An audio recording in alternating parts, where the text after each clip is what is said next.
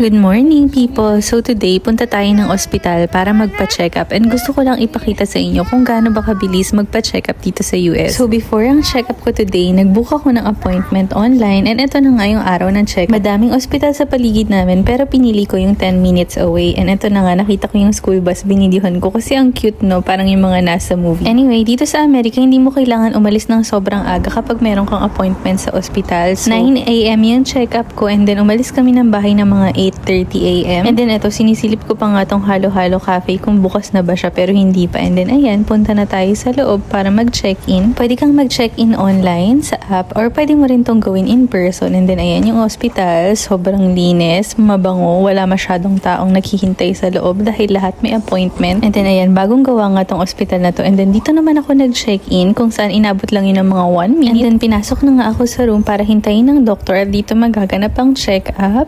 Ayan ako habang naghihintay kay doktor. So maaga akong nagpunta kaya naghintay ako ng mga 5 to 10 minutes I think. Dahil meron pa siyang pasyente. And then yung check-up namin inabot ng 20 minutes. Nag-usap kami, nag-discuss ng mga plan and all and then nagpalab ako. And then yung laboratory dito ay hindi aabutin ng maghapon. And then nag-CR nga muna ako habang hinihintay tawagin ang pangalan ko and sobrang linis. Kompleto sa supplies, may tissue, may pang-cover ng toilet bowl and all. And then tapos na nga akong mag-lab. So all in all, inabot ng 15 minutes yung lab, including yung paghihintay. And then pabalik na nga ako sa car para puntahan yung husband ko and si Chloe. So ganun lang kabilis magpa-check up dito sa US. Hindi kagaya sa Pinas na na-experience ko na halos kalahating araw o minsan maghapon ka talagang maghihintay kahit private hospitals pa yan. And ang ganda pa ng view mo dito.